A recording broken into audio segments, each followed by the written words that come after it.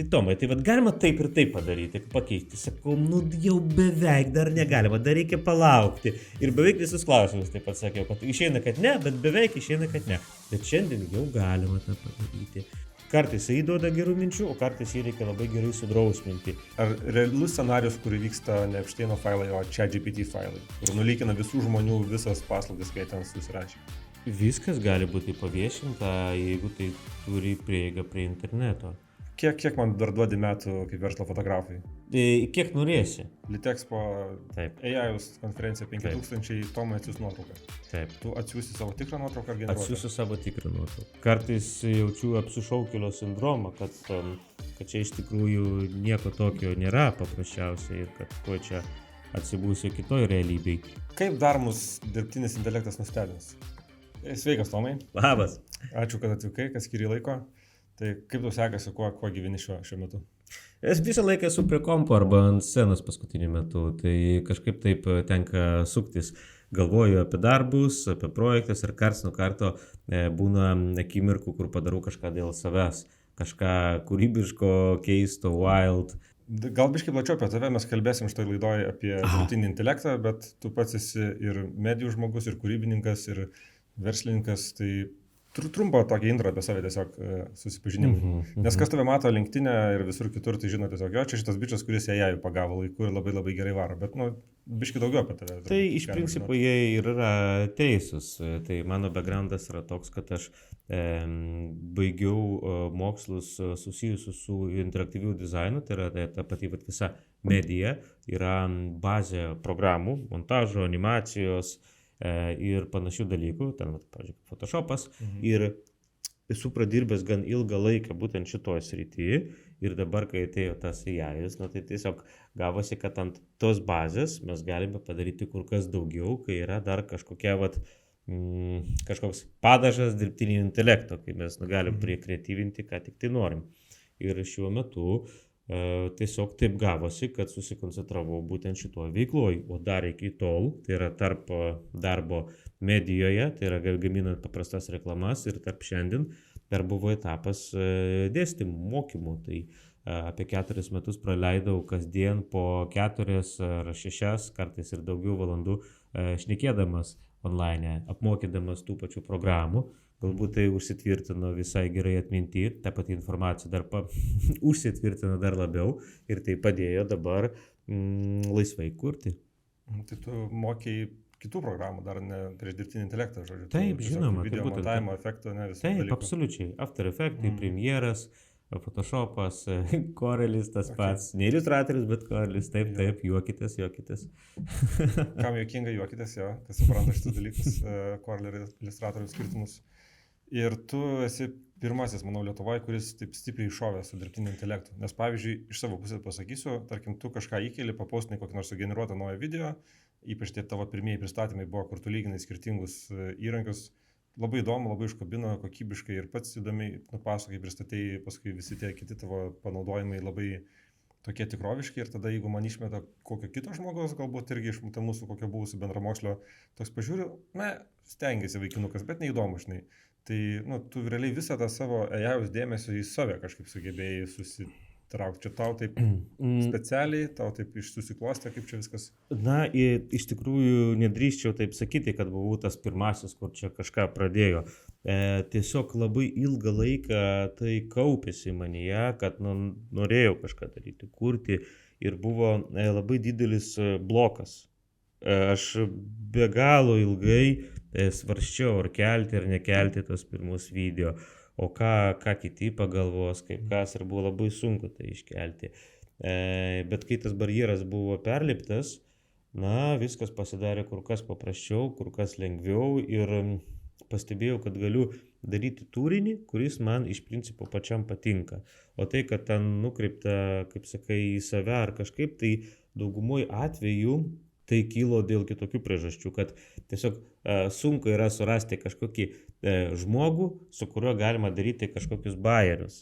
Nes arba darai su politikais, bet aš nelabai noriu lysti į politiką, arba kažkokį kitą žmogų, tai jis gali kažkaip supykti, ką tu čia darai. ir išeina yra vienintelis žmogus, iš kurio gali bairuoti, tai yra pats iš savęs. Okay. Pavyzdžiui, yra klipukas, kur ten kumštis tranko į veidą. Nu tai jeigu trankai savo, nu tai niekas negali ant tavęs pykti, kad pats savo. Tai galbūt vien taip kažkaip prasidėjo. Ir po to pastebėjau, kad tie dalykai, kurie man yra akivaizdus, ten, pavyzdžiui, tam AI, kur grafikiniai dalykai, video kažkokie sujungimai, technikos, jos yra neakivaizdus dalykai kitiems. Ir šiek tiek pasidalinus tą informaciją, žmonėms visai galbūt patinka ir galvoju, galbūt čia yra ta sfera, kur galėčiau tęsti karts nuo karto. Tai stengiasi tai daryti. Tai realiai tu išlaukiai savo laiko, tapo aktualus dalykas, kuris tau ir taip yra įdomus ir tu dar labiau tą paskatinai, dar daugiau dalinaisi. Žodžiu, realiai tu, kaip sakyti, išlaukiai savo šlovės akimirkos, galima sakyti. Na, irgi čia gerai, per gražiai pasakyta, bet labiau jaučiuosi tiesiog tinkamų vietoj, tinkamų laikų atsidūręs ir kartais jaučiu apsišaukėlio sindromą, kad čia iš tikrųjų nieko tokio nėra paprasčiausiai ir kad tuo čia atsibūsiu kitoj realybėj. Ir dėl to stengiuosi dar daugiau dirbti ir dar daugiau kurti ir matau trūkumus, su daug kur nepatenkintas rezultatais ir tiesiog norisi ieškoti būdų, kaip dar geriau tai padaryti, būti dar šiek tiek į priekį matyti. Tas nėra lengva. Tas apsišaukėlio sindromas iš vidaus ateina, ar tu girdi kažkokią heitą iš išorės, kad tipo, ką tu čia darai, ką tu čia pridirbai? Nu, kaip ir keista būtų, tai iš išorės, heito, tai praktiškai bent jau kol kas, arba aš jo negirdžiu, arba jo galbūt per daug nėra. Viskas kyla galbūt iš vidinės tas pusės, atrodo, kad gal čia kažkaip, nežinau, atrodo, apie ką jūs čia kalbate, čia yra paprasti dalykai, apsiraminkit, nedėkit tų laikų. Tau paprasti, galbūt. O, sakai, nelabai heitų iš išorės, ne? Aš nevardinsiu vardų, bet esu, pavyzdžiui, girdėjęs apie tave tokį įdomų dalyką, kad vienas žmogus, kuris dirba, sakykime, kūrybiniai srityje, sako, tas Tomas, kaip jis mums gadina reikalus visus. Nes ką jie daro, žinai, kokį mėnesį ir pasiima 10 tūkstančių, tai turbūt gali per dieną padaryti. Na, nežinau, čia apie tos skaičius, čia yra to žmogaus žodžiai, ne mano. Taip, o dėl šito, dėl tokio komentaro, tai aš laikau tik labai labai gražių komplimentų ir norėčiau palinkėti, ne tai, kad sėkmės padėkoti tam žmogui šitą komentarą, o tai reiškia tik tai, kad dalykai veikia ir galėčiau rekomenduoti, tam žmogui ir panašiems žmonėms kartu eiti link to paties tikslo, kartu truputėlį pakeisti savo įgūdžius ir apsišarvuoti tais įrankiais, kurie gali padėti pagerinti visų gerovę. Nes mano yra toks aukštesnis galbūt asmeninis tikslas, kurį irgi ilgą laiką gvildinau, bet galbūt rankos nepriėjo, tai kad auginti jaunos kartos tą tokį kaip kūrybinį community, dalinti žiniom, kad visi kūrėjai būtų ne konkurentai, o kad jie būtų, ne partneriai, bet kolegos, kad tarpusavėje dalintųsi ir keltų visos Lietuvos kūrybinius įgūdžius į priekį, į viršų, o ne priešingai, kad visi esame užsidarę. Tai ir nori tą skatinti. Kartais mūsų rinkai būna toks biškai pasipriešinimas, kad, tarkim, nepasakys ten vienas fotografas kitam, kiek jis už fotosesiją įmonės, nedaug dievės sužinos tenais ir lyg nuo to kažkas ten baisiai pasikeistų. Ir šiaip aš visai rizikuoju tave pasikviesdamas čia, bet to pačiu man yra įdomu, nes aš pats esu verslo fotografas, tai yra specialybė, kuri labai lengvai gali būti pakeista ir dalinai ir keičiasi ir aš pats turiu prisitaikyti. Ir aš jaučiu, kad, tingiu, žinai. Man buvo labai daug metų, labai gerai, viskas labai patogu, labai fainai. Dabar ateina tas AI, jau gali kiekvienas žmogus atsisiųsti kokį tulsą. Aš pats bandžiau dar prieš kelis metus vieną tulsą atsisiunčiau, tada visai gerai paėtas LinkedIno postas, nes man tas tulsas pridarė daug siaubingų portretų. Didžiojo dalyje aš buvau labai panašus į Benkunską, mūsų merą. Šiaip ir taip esu panašus, bet dar buvau panašesnis. Bet dabar taip nebėra, dabar pasidaro labai geri. Ką tu pats manai apie šitą dalyką, aš norėsiu šiek tiek paklausinėti. Pavyzdžiui, vienas iš dalykų, aš pastebėjau, tu reklamuoji, arba daliniesi tiesiog informaciją, kad štai skaitysi pranešimą, tarkim, ten Varšuvoje AI summitas. Ten tu naudoji savo senesnės nuotraukas. ar jos yra generuotos? Ką turiu omeny? Tam, kad, sakykime, yra renginys, reikia Taip. pristatyti Tomą Sakro, Taip. jis skaitys pranešimą, kokią nuotrauką dedi? Iš tikrųjų, tai viskas yra paprasčiau. Kai vyksta renginys, tiksliau iki renginio, sako, Tomai, atsiųsk nuotrauką. Tai dažniausiai atsiunčia kažkokią tai iš naujesnių, bet kartais, tiesiog praslysta senas nuotraukos, kaip ir šiuo atveju buvo su to Lenkijos samitu. Tiesiog panaudojo seną nuotrauką. Tik tai tiek. O dažniausiai užklausia duok nuotrauką, atsiunčiu ir ją panaudoja. Tai nelabai supratau klausimą. Jo, tai gerai, tai sakykime, aš organizuoju renginį. Taip. Litexpo Taip. AI'us konferencija 5000, Tomai atsiųs nuotrauką. Taip. Tu atsiųsi savo tikrą nuotrauką ar generuotą? Atsiųsiu savo tikrą nuotrauką. Kodėl? Todėl, kad esu linkęs atsiųsti tikrą nuotrauką.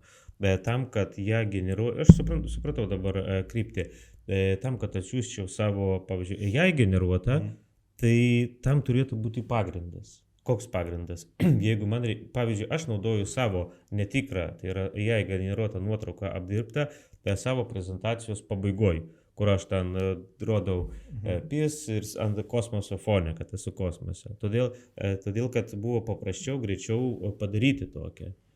Ir tas pats yra su renginiu kažkokiam nuotraukom. Tai tas jajus jis turi kažką daugiau pridėti negu ta paprasta nuotrauka arba kažkokiais taupimo būdais, iki kol mes neišgaunam tos pačios kokybės. Tai va dėl to, man asmeniškai, tikra nuotrauka kol kas yra geriau negu tiesiog paprasta su AI sugeneruota arba padaryta. Nebent jinai kažko pranoksta. Buvo tiesiog smalsu išgirsti tavo asmeninį požiūrį, Taip. kad ar tu esi visiškas šalininkas tipo AI ir tik AI, nes... jo. Ne, tai absoliučiai yra ne taip. Visą laiką rezultatas, žinutė, ką mes norime pasiekti ir kas turi būti. O jau visa kita, čia yra tiesiog prieimo būdai, kaip mes galime to prieiti. Geresnė nuotrauka, dedam nuotrauką. Geresnis AI, kažkur dedam AI. Tiesiog tai yra priemonės, bet tikslas turi būti aiškus. Bet jeigu ta nuotrauka tokia kokybiška, kad negali skirti ar čia AI-us ar ne AI-us, tai ar vis dar verta dėti vis tiek tikrą nuotrauką, kad jau tu tik savo žinai, kad čia tikra nuotrauka, ar jau jokio skirtumo?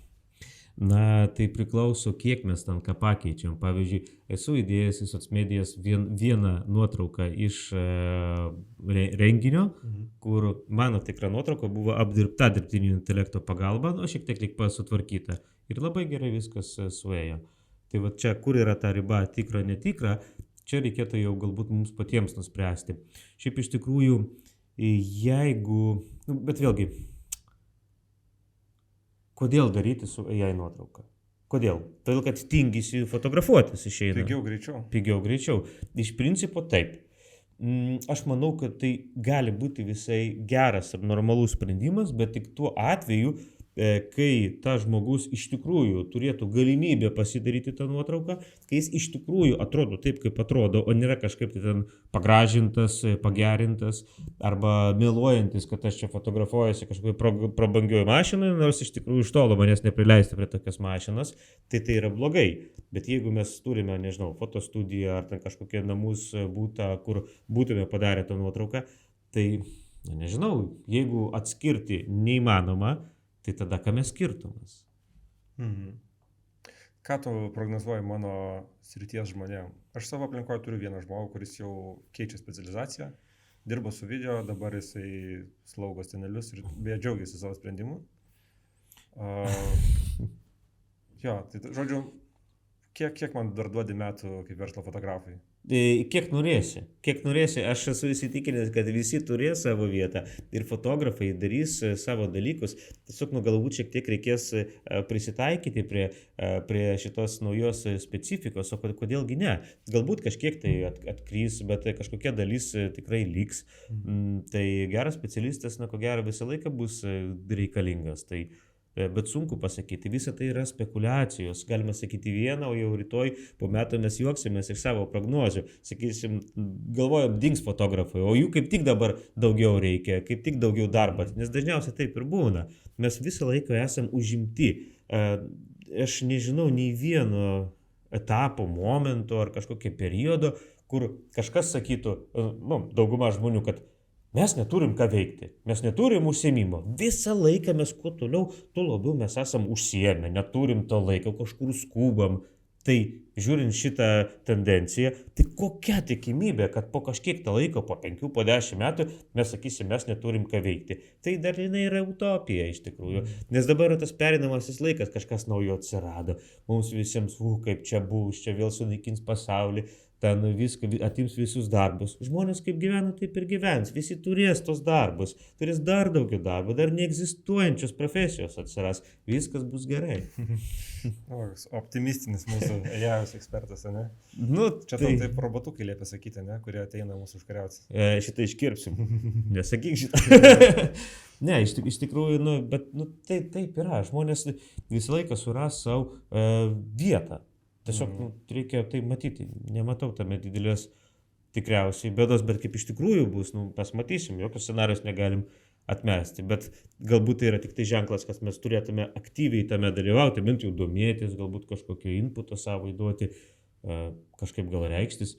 Galų gale yra Lietuvos dirbtinio intelekto asociacija, galima visada tapti nariu, aš irgi beje esu to organizacijai ir galima šiokius tokius ir sprendimus netgi daryti, kad ir Lietuvos mastu ir tai gali kažkokiu būdu įtakoti tą bendrą situaciją.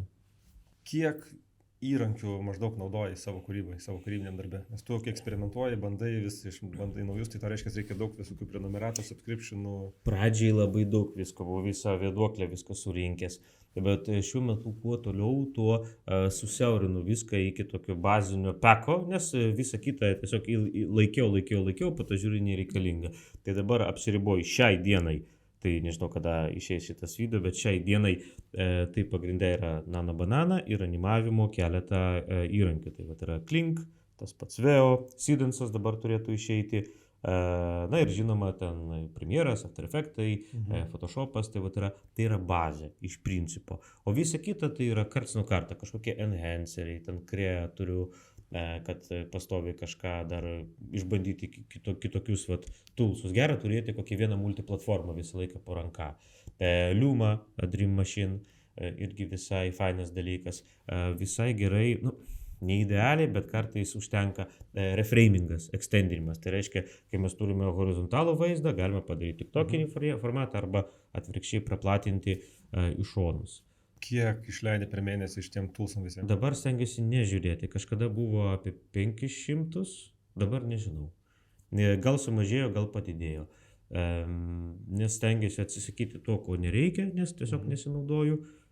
Ir aš pastoviai daugiau gal vis tik, nes aš perku kreditus. Tai reiškia, kad, pavyzdžiui, Klingė turi kažkokį tai subscriptioną ir po to, kai baigėsi kreditukai, reikia dar pripirkti. Tai tada ten tenka įdėti pinigų ir po to tu tos virtualius pinigėlius išnaudoji, kad galėtum generuoti trumpus video gabaliukus. Iš tų dalykų, ką tau teko generuoti, koks tau pačiam įdomiausias projektas buvo, kur tave gal patį nustebino? Labai dažnai būna projektas, kuris yra mažytis. Pas tave ateina ir sako, mums reikia 15 sekundžių. Sakau, ramiai, gausite minutę ir daugiau, tik duokit man čia. Tai buvo kažkoks, kaip čia buvo, gastronomijos paroda. Pavyzdžiui, buvo klipukas, kur ten skraidančios dešros, ten ant medžių auga, ten kažkoks tortas žemėje, ten kažkas skraidantis blynai ir panašiai. Tai mėgsta tokius absurdiškus klipukus, juokingus, kur tiesiog gali pasileisti plaukus ir daryti, kas tau patinka. Aišku, ten tie šaltekai, ten jau senas dalykas buvo visai fainas ant bairio padarytas klipukas, kuris paėjo. Tai kažkaip tai taip. Tiesiog aš mėgstu visokius insane dalykus, wild, kad būtų ir toks absurdas komedijinis. Tada yra fainas, smagu. O tada kūrybinę dalį tu iš galvos išsitraukė? Ar tu eini į ChatGPT ir sugalvok man 5 bairius, nes reikia labai išmokštus video? Čia visada ta tokia kūryba, to scenarijos ar kažkokios idėjos, tai nėra to juoda balta. Visą laiką yra tas, bet pas mane kombinuotas variantas, nes jeigu tik tai klausyti ChatGPT arba kitų LLM-ų, tai mes turėsime tokį cheesy, tokį nefainą variantą, kuris bus banalus šiek tiek. Jeigu tik patiems kažką rašyti, tai bus, galbūt sunku viską išgalvoti, sudėtinga, ilgiau laiko ir išvargsim. O kai mes naudojam LLM'us, tai yra dirbtinį intelektą, plus savo intelektą, kad ir koks jis būtų, tai mes galime daugiau pasiekti. Tai visada naudojasi ChatGPT, bet aš jį perreguliuoju, sakau, čia blogai, padarykime tą. Ir tas geras rezultatas gaunasi, kai tu turi savo viziją ir bandai ir paprašai, kad tai ją sukramtytų dirbtinis intelektas. Arba atvirkščiai, gauni kažkokių tai mini idėjų iš AI, bet pats sukramtai, kaip tai dar galėtų kitaip būti ir duodi nuorodas. Čia esi kaip prižiūrėtojas, kaip supervisoris tikriausiai to AI. Ir kartais AI duoda gerų minčių, o kartais jį reikia labai gerai sudrausminti. O kartais, atsiprašau, tiesiog uždarai tą GPT ir tiesiog pats viską padarai ir parašai. Tai noriu pasakyti taip, jeigu kažkas yra kūrybiškas, tai su LLM-ais jis pasieks dar daugiau. O kam yra sunku su kūryba, na tai ir tie LLM-ai šiek tiek padės, bet. Biškai palėtėm ChatGPT, aš įsivaizduočiau, gal tai nėra tavo pati įdomiausia tema kalbėti, bet aš manau, kad tai yra kas daugiausiai visiems rezonuoja, nes didžioji dalis žmonių naudoja. Kaip tu pats matai, ar piknaudžiauja žmonės šito dalyku, ar ne? Ką reiškia piknaudžiauja? Sakykime. Taip, piknaudžiauja, visi piknaudžiauja. Žinoma, kodėlgi ne? Parašyk man ilgų laiškų, kad aš noriu algos padidinimo. Parašo ilgą laišką, ten direktorius ar vadovas gauna ir prašo GPT sutrumpink man tai iki vieno sakinio, ko iš manęs nori. Nori ilgos. Ir gal parašo. Tada vadovas atsidaro savo GPT, sako, atrašyk, kad negalim pakelti algos. Taip, atrašyk šitą ilgai. Tai žinoma, kad piknaudžiavimas. Bet vėlgi. Bet ar čia piknaudžiavimas? Vėlgi, būtent, ar tai yra piknaudžiavimas, žmonės visur tai naudoja labai gerai, jeigu tai duoda naudą. Nes kartais žmonės toks jausmas, kad bando labai stipriai kirsti kampus ir jau galvoja, kad jau gudrauti pradeda. Ir va čia yra negerai. O jeigu mes, tai yra tiesiog įrankis, jeigu mes teisingai naudojam, jeigu tai mums padeda greičiau, geriau kažką padaryti, tai kodėlgi ne? Bet koks yra piknaudžiavimo pavyzdys, pavyzdžiui? Sakykime, pilnas LinkedInas postų, kurie yra akivaizdžiai sugeneruoti, nukopijuoti, įmesti ir tiesiog, jauti, kad ten nėra tikra, kad ne tas žmogus rašė ir nesinori net skaityti. Taip, negyvo interneto teorija. Ką su to daryti, tiesą pasakius, neįsivaizduoju. Bet bent jau slėpkim tos emodžius.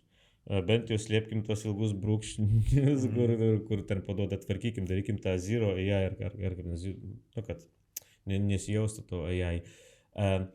Aš asmeniškai nematau nieko blogo tame, kad ten kažką AI generuoja, jeigu tai yra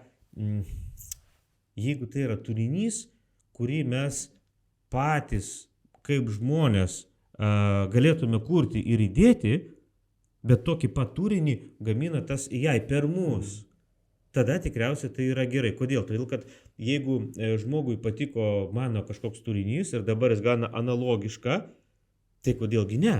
Bet jeigu tie postai, tiesiog žmogus nieko nepostino, nedėjo, o dabar atsiranda, patapo ekspertu, ten kažką. Tai ir jeigu jaučiasi, kad čia taip truputėlį čyzi, tai aišku, tai jau yra toks apsimetinėjimas tuo, ko tu nesi. Vat būtent, jeigu tu apsimeti kažko, tada blogai, tai jau tikriausiai piknaudžiavimas. O jeigu tu esi ten geras kulinaras, pavyzdžiui, ar ten darai desertus ir toliau ten kažkokius receptus ten išduodi tokius pačius, tik tai su AI pagalba, tai kodėlgi ne? Tiesiog gali to padaryti daugiau ir gal netgi geriau. Tai savo psichologinės problemas sprendė su ChatGPT? Kartais man atrodo, kad nuo mano užklausų pats ChatGPT įgauna psichologinių problemų. Tada robotuko forma Kinijoje eina parūkyta, neužtrunka. Tai kaip pastringa jo, tai tada žinokit, kad čia jau overkillas. Tu organizuoji mokymus. Žinau, kad jie labai sėkmingi, ten soldautai. Pačiam neteko lankytis. Ko dažniausiai mokai? Ar tu mokai kitų kūrybininkų kurti, ar tai būna ofiso žmonės, visokie HR-ai, ten komunikatoriai, kurie tiesiog susipažinsta, ko yra? Iš principo, su mokymais aš dabar orientuojuosi į įmonės. Yra didesnės, mažesnės įmonės, korporacijos, dažnai tai būna production house'ai, netgi kurie užsiema klasikinę video gamybą, sakykime taip. Ateinu į įmonę ir pravedu 4, 5, kartais 6 valandų tokį kaip workshopą, kur turiu bendrą programą, kuri koreguojasi pagal kiekvienos grupės, sakykime taip, norus, poreikius, klausimus ir nukrypimus ten, kur norisi. Taip pat būna retai, bet būna, sakykime taip, tokie nerinktiniai, bet bendros grupės tokias. Bet vis neprieina rankos iki to. Galvoju, gal online dabar vėl kažką pasidaryti, nes yra nemažai tų užklausų, vis žmonės klausia ir reikia pasigeneruoti tokių mokymų. Bet pagrinde dalinasi žmonės į tuos, kurie yra pradedantieji arba norėtų kažką pradėti daryti, ir yra tie, kurie jau pažengė arba laiko save pažengusiais. Ir tiek, bet kol kas yra didelis akcentas ant video reikalų. Tai yra, kaip visi nori kurti avatarus kažkodėl, daug kas nori būtent kaip filmukus kurti. Kažkaip tai taip. Daug yra įmonių, kurios bando tai ir nori pritaikyti savo sektoriuje. Daug ateina užklausų norų, susidomėjimų iš nekilnojamo turto, iš visokiausių agentūrų, kur į užsienį gamina klipus. Tie patys production house'ai, kurie iki šiol viską filmavo, dabar jau rimtai susidomi, kaip mes galime tą padaryti be filmavimo. Arba atlikti kažkokias korekcijas, nuimti kažkokius daiktus, padaryti kažkokius spec efektus, perėjimus, ką iš principo jau galima naudoti gan gerai. Aš pamenu, buvau vieno iš įmonių prieš pusę metų ar ten kažkada ir labai daug dalykų klausimas. Tai Tomai, tai galima taip ir taip padaryti, pakeisti. Sakau, jau beveik dar negalima, dar reikia palaukti. Ir beveik visus klausimus taip pat sakiau, kad išeina, kad ne, bet beveik išeina, kad ne. Bet šiandien jau galima tą padaryti. O kitus dalykus galima mus dar po pusmečio įgyvendinti. Esmė, kad labai labai greitai visą tai plečiasi ir tai reikia dabar, tai čiupti ir mokytis šito dabar. Nes vėliau, kai jau bus visi šitie įrankiai, jau bus, Bet ar nėra taip, kad kaip tik dabar viskas taip greit keičiasi, kad tu ką be išmoksi, tu vos ne po mėnesio turi mokytis kitą dalyką, o galbūt po 3 metų viskas nusisidės, žinai, kaip liks, anksčiau būdavo OneLT, MySpace'as, Facebook'as, ten pilna tinklų, dabar yra Facebook'as, Instagram'as, LinkedIn'as, viskas, žinai. Gal AI tulsai viskas nusistovės? Visko gali būti, absoliučiai taip gali būti. Gali būti, kad išeis kažkoks vienas tulsas, kuris viską nukilins ir tiesiog, kaip sakai, galim bus perbraukti visą savo praktiką ir patirtį. Taip, sutinku, taip gali būti. Bet ar tai bus? Neaišku. Tai dabar kitas klausimas, kontraklausimas jums visiems. Ar verta to tiesiog dabar viską mesti ir tikėtis, kad taip nutiks? Tai geriau mes dabar mokykimės, darykim ir pabandykim gauti kažkokią naudą savo iš to, ką dabar turim ir galim paimti. O ateis tulsas, perbrauks viską, ir gerai, ir perbrauks. Mes bent jau galėsim pasakyti, kad mes padarėm viską, kad turėti dalykus, kokiu mes norėjom. O gal taip ir nenutiks? Greičiausiai taip nenutiks. Ir viskas, tai tiesiog kiekvienas renkamės, ką daryti. Ką tu patartum tiems, kurie yra, to sakykime, vintažinio amato specialistai, fotografai, videografai, animatoriai, kurie kažkas jums trukdo? Sakyk, gal žinai, kažkada buvo juosta, atsirado skaitmeninė fotografija, buvo daugybė juostinių fotografų, kurie sakė, kad skaitmena čia netikra fotografija, čia nesąmonė, aš liksiu prie juosta forever, žinai. Jie galiausiai liko be darbo. Na, visų pirma, norėčiau pasakyti, kad aš jau suprantu. Suprantu tą meilę būtent savo amatui, kad patinka tai, ką darau ir tai atrodo tikra ir kad nesinori pereiti į kažkokią tai kitokią sferą. Ir jeigu yra pakankamas kiekis tų klientų tikrų, sakykime, užsakovų, tai ir likite ten ir darykite ir viskas bus gerai. Bet karto pasižvalgykit į naujas technologijas ir pabandykit nerimtai, tegul būna nerimtai, ant bairo kažką ten pageneruoti ir su tikslu pasijuokti ir žinot, kad bus blogai. ir tiesiog taip lengvai pereiti tą barjerą. Nu ir gausis blogai ir sakysit, va kaip gavosi blogai, padarysiu dar vieną nuotrauką su ją ir bus dar pasijuokti. O kažkurintą 10 gausiu su, gal čia nėra taip blogai, pala. Ir taip gaunasi išeis, kad jau tu kažką praktikuoji ir gal užsikabinsi ant to. Tai tas barjeras, apsimeskim, numuškim savo vidinį kritiką per tokį aš einu ant bairio pasijuokti. O tada vidinis kritikas sakys, o tai ašgi negaliu savęs suteisti, ašgi einu pasijuokti, taigi viskas gerai, mes galime pabairuoti. Tai gal taip kažkaip? Labai gerai įžvalga, šitą labai fainai. Be to, kad tave domina visokie kūrybiniai procesai su dirbtiniu intelektu susiję, ar tenka domėtis ir saugumu, būtent, tarkim, ką daryti galima, ko negalima, kas pavojinga, kas nepavojinga. Sakykim, tikrai pavyzdį pateiksiu, irgi tas pats mano draugas, kuris persikvalifikavo iš videografo į kitą specialybę dabar, nes jis jau nebenori ten būti, sako, nebenori mokintis naujų dalykų, noriu kitką veikti, viskas tvarkoja. Bet jisai pasakojo, kur, sakykim, jų klientam, jo dabartiniam klientam ar buvusiam klientam sunku bus pakeisti, sakykim, yra gamybinė įmonė, jie gamina elektroninės detalės, kur nenori, kad kas nors pamatytų, kaip vyksta, ir jie nenori generuoti jokių pristatomųjų klipų su tais, sakykime, čipais tenais, kad kokie ten konkurentai kinai nepamatytų. Ir dėl to jie visą laiką kvies operatorius gyvus, kad atvažiuotų, pafilmuotų tą gamybą ir tik jie pas save kompiuteriuose montuotų. Ir tada, žodžiu, niekas nepamatys jokios rizikos. Tai ar tu matai šitoje vietoje pavojų, ar labiau čia yra paranoja to fabriko savininko, tarkim? Aš pilnai suprantu tą fabriką. Tai, ko gero, yra tokie pavieniai atvejai, kur jeigu aš būčiau tokia didelė korporacija ir daryčiau tokius svarbius dalykus, kažkokius čipus, tai maža kas. Dėl visako irgi galbūt, netiek jau ten daug palyginus kainuoja pasikviesti tikrų žmonės, negu ten su kažkokia abejonė daryti su AI-um. Tai čia visiškai pateisino tokius dalykus. Kiek ten kas kur nukeliauja ir bus panaudota ir apmokyta, ar ten kažkur nulykinta. Čia yra kitas klausimas, kurio, neatsakysiu, nes iš kur man žinoti. Ten gal taip, gal ne. Tai kalbant oficialiai, tai kiekviena iš tų kompanijų, kur kūrė įrankius ir sako, imkit naudokitės, jinai teikia kaip ir oficialius dokumentus, ant ko tai turėtų bent jau teikti, ant ko tai yra apmokyta, kad jie turi teisę teikti šitą paslaugą ir panašiai. Bet kalbant neoficialiai, yra daug tokių neaiškumų, pilkų zonų, ant ko tai yra apmokyta iš tikrųjų, galbūt yra įtarinėjami, kad daug įmonių galbūt kažko tai nedasako ir panašiai, kaip tai naudojama. Tai oficialiai pusė yra viena, o kaip yra praktiškai, tai galim tik spėlioti. Tai žinai, buvo Epsteino failų skandalas, ne? Daug nutekėjo informacijos, daug visokių baisybių.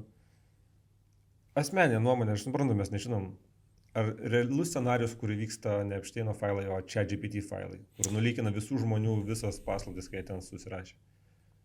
Kam nulykina? Nežinau, tampa viešai prieinama, kad aš galiu eiti ir pažiūrėti, ką tu kalbėjai vakar. Viskas gali būti paviešinta, jeigu tai turi prieigą prie interneto, tikriausiai. Bet ar dabar kažkas suka kažkokį tai ne sąmokslo teoriją, bet būtent tokį planą, jeigu sakyčiau, kad žinau, tai tikriausiai meluočiau. Jeigu žinotų, nesakytum tikriausiai. Taip. Jo. Ir jeigu,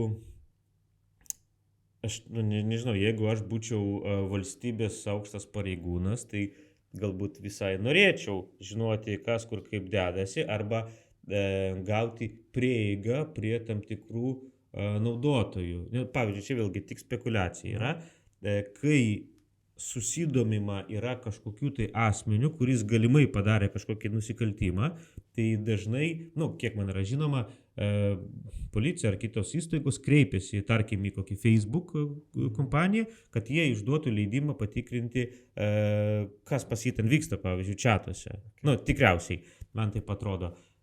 Jo, tai jeigu tai yra vykdoma su tokiom platformom kaip Facebook, tai, nežinau, kaip reaguotų OpenAI ar kitos platformos, jeigu jos kreiptųsi aukščiausio rango, sakykime, su tokiu reikalavimu. Tai čia atviras klausimas, kaip kreiptųsi, kaip elgtųsi, tai patys galime kiekvieną savo tai atsakyti.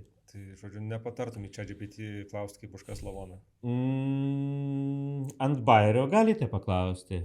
Bet juk visi žinome, kaip paslėpti lavoną. Tai ne, iš tikrųjų, tai jeigu rimtai, tai jeigu nenorime, kad tai kažkur tikrai nenueitų, kur nereikia, tai tiesiog neklauskime, nerašykime tų jautrių dalykų. Tai yra viskas, kas susijęs su kažkokiais prisijungimais, kažkur pasvardais, finansais, sveikata, mūsų pačių artimųjų, arba tokia informacija, kuri teoriškai galėtų mums pakenkti, jeigu kažkur kitur pasiviešintų. Suprantu labai norą parašyti kažką ir kaip ir kur. Na, iš kitos pusės, niekam mes nereikalingi, niekam neįdomus. Nesam tokie įdomus. Taip, iš tikrųjų labai dažnai kas susireikšmina.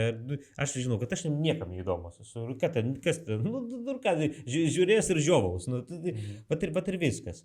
Tai, o kas turi paslapčių, tai gal paprasčiausiai, kad to kažkokių rimtų, tai gal tegul ir nerašo kokie GPT. Aišku, buvo visokiausių ten įvykių, kur kažkaip susekė, atrodo, vieną vyruką, kur būtent tarėsi su GPT, kur ten paslėpt lavoną. Tai irgi, taip jam ir reikia.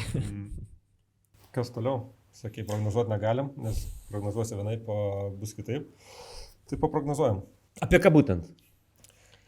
Kaip dar mus dirbtinis intelektas nustebins? Naiviai tikiuosi,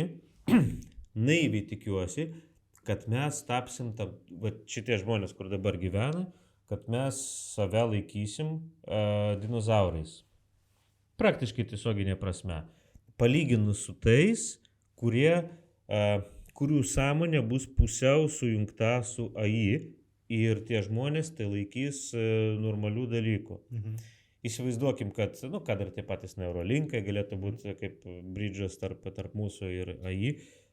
Įsivaizduokim, kad turim netgi toj pačioj savo galvoj apskaičiavimų modulį, kuris padeda mums spręsti dalykus. Dar kol kas sunku apie tai kalbėti, nes ta forma jinai dar neaiški, kokia jinai bus, bet įsivaizduokim, kad tai yra dalinai ChatGPT, dalinai Google Mapsai, dalinai kažkoks tai sufleris, dalinai ten veidų vietų atpažintojas. Ir mes, kai mes dabar einame kažkur gatve, galvojam, pala, man reikia iki parduotuvės, tai man kažkaip reikia dešiniau ir tu dar į dešinę. Mūsų intuicija sako. Tai galbūt kažkaip panašiai mes matysime papildomas nuorodas arba mums atrodys, kad tai dalinai mūsų pačių mintis, mums lyg sufleruoja kažkas mūsų galvoj, kur mums eiti, iš kur šitie skaičiai mes laikysime tai savo mąstymu, bet tai iš tikrųjų automatiškai tas implementuotas AI mums sufleruos ir sakys, kaip yra. Aišku, su to kyla daug pavojų, bet aš tai manau, kad žmonės prie to bandys eiti kaip minimum. Jeigu aš bandysiu atvažiuoti pas tave vasarą šašlykų išsikepti, aš tiesiog žinosiu, kur važiuoti, įsėdęs į mašiną, net nereikės klausti Tomai, kur tu gyveni, žinai. Arba gal reikės paklausti, kur gyveni, bet nereikės klausti, per kur važiuoti. Galbūt kažkas panašaus, nes mes iš tikrųjų dabar jau turim savęs pratesimą, pavyzdžiui, taip pat smartfonai, kai mes galime nufotografuoti ir sakyti, kas čia per ten vaisius, tarkim, ne?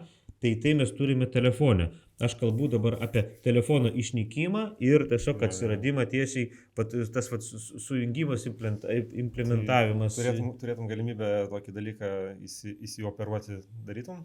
Labai norėčiau, bet ir labai bijočiau vienu metu, nes nėra nieko labiau siaubingo, kaip mintis apie tai, kad tu gali būti įkalintas pats savo galvoj, nes iš tikrųjų tada gaunama prieiga prie tavęs viduj.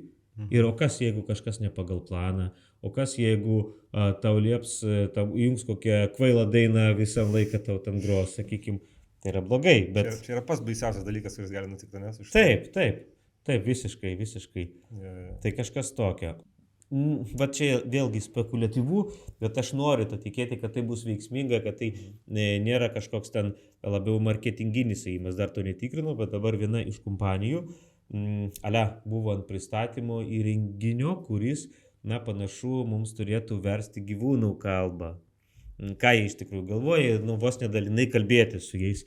Tame, bent jau teoriškai logikos yra, kaip tai galėtų būti, bet kiek tai bus efektyvu, čia yra klausimas, bet fantazuojant būtų fainai pašnekėti. Aš įsivaizduočiau, kad galėtum suprast, kad šuo alkanas arba nori į lauką, bet gal nesakys, Tomai, kaip tau diena praėjo, papasakok. Tai va tame yra esmė, kad čia yra visų pirma mūsų problema, kad mes nesuprantam gyvūnų bet jie tarpusavėje kažkaip komunikuoja ir galbūt ne tai, kad žodžiais, bet, jie, tai galbūt tą jų komunikavimą, ten, kad daviklis, kuris nuskaičiuoja ne vien tik tai ten balsą, bet ir bendrą elgesį, ir jeigu jis pastoviai dar mokytųsi, tai galbūt mums pavyktų kažką iš to išspausti. Jo, tikiu. Gerai, ir trumpam pabėgim nuo EAUS biškai prie tavęs, vis tiek aš savo podcastą kaip ir vadinu apie verslą ir gyvenimą, tai kaip atrodo tavo gyvenimas be kompiuterio, tarkim, poilsio dieną, ar tu tiesiog, nežinau, užsidarai dar labiau, nusileidi žalėsis, pradedi geiminti, ar mėgsti eiti į gamtą, pasivaikščioti prie ežeriuko, nežinau, su meškere? Na, čia gan sunkus klausimas, nes iš tikrųjų didelį dalį ir praleidžiu prie to paties kompiuterio, kas yra blogai. Čia yra vieta, kur turėčiau pasitempti iš tikrųjų, leisti daugiau laiko tam geram laisvalaikiui, priprasti galbūt daugiau keliauti ir dažniau išeiti iš namų. Čia yra vieta, kur tikrai reikėtų pasitempti, nes paskutinį metu iš tikrųjų daug dirbu, yra visokiausių konferencijų, mokymų, išvažiavimų, kur atrodo, kad tiesiog rašinį ir per daug negalvoji, ką tu darai. Vis atrodo, kad jau tuoj neužilgo turėsi daugiau laiko kažką paveikti, bet tas laikas kaip neateina, taip ir neateina. Ačiū už klausimą, būtinai apie tai pagalvosiu. Tavo mergina prašė užduoti, žinai, sakė, ne, šiokavė, žinai. Skamba kažkas, ką antrą pusę galėtų liep pasakyti tokiam žmogui. Tai jo, ačiū tau už pokalbį, linkiu gilinantis į dirbtinį intelektą nepamiršti, aišku, tikro pasaulio, išėt biškai pasivaikščioti, pavasaris pareina, tai taip. Jo, tai neperdėk, nepervark, kad paskui nereikėtų tavęs į vasaros gatvę važiuoti gelbėti, tai o šiaip jo, esi fainas linksmas žmogus, tai malonu, kad atėjai papasakoti šitos dalykus. Ir ačiū visiems, kas žiūrėjot ir iki.